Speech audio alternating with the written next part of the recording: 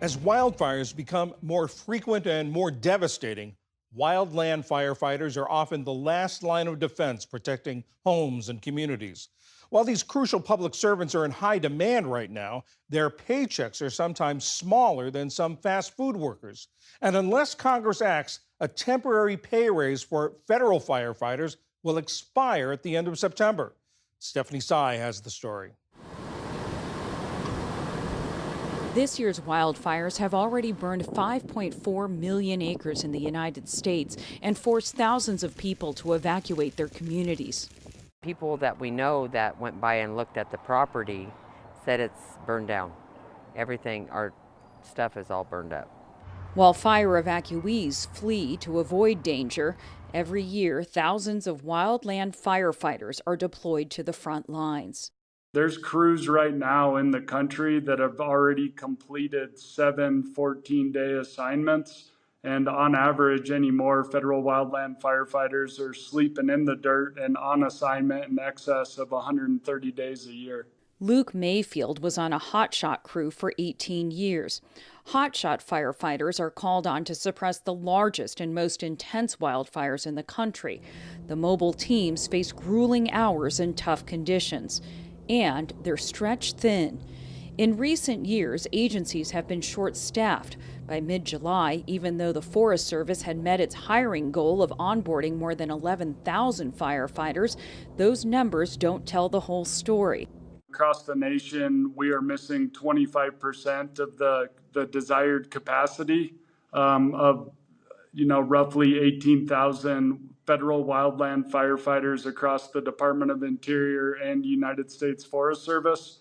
And if you look at geographically specific locations, especially in the state of California, some of those vacancy rates can exceed 50+%. These are very serious shortfalls you seem to be describing. I don't think the average person understands. Does that mean it's difficult for containment? Does that mean lives are threatened, homes are threatened? All of the above. There's not enough people to respond in a timely and adequate manner. There's not enough people around. And that results in, national level discussions of how you triage where people go and how many people are allocated to any given assignment on any given day. Triage always means that there's a patient that suffers. And in the wildfire case, I guess that means there's something that burns. Something that burns, communities that are threatened. And it also means that mitigation and management work is not being done because everybody is responding to wildland fires. Wildfires this year in Ruidoso, New Mexico and Northern California have consumed hundreds of homes. Firefighters themselves have suffered losses.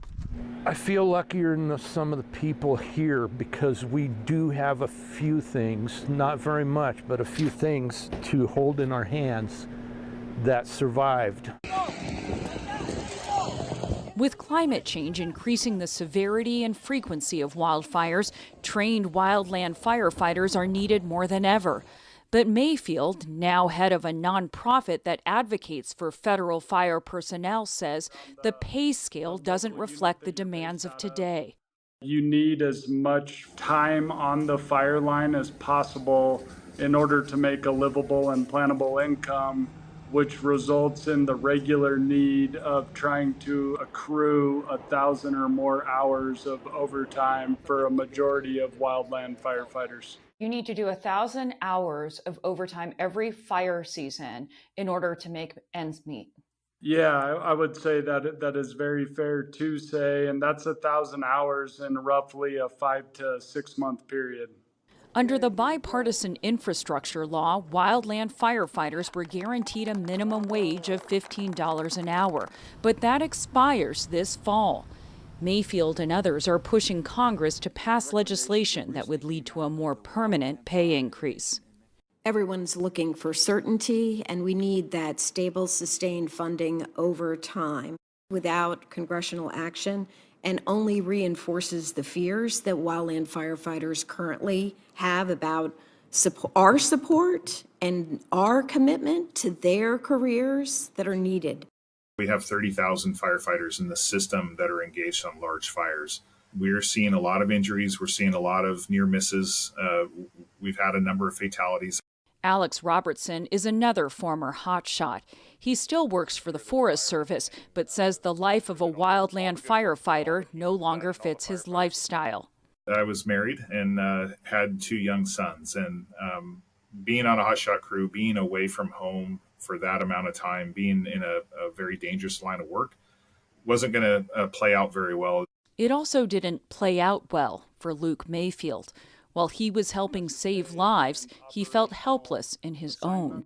The only place that I ended up feeling normal was when I was on fires, and the only place that I didn't want to be was on fires, which for me resulted in never diagnosed, but seasonal depression and a consistent conversation of whether or not my family was better off with a life insurance check versus me being at home. Better pay would have helped, but so would a more humane pace, says Robertson.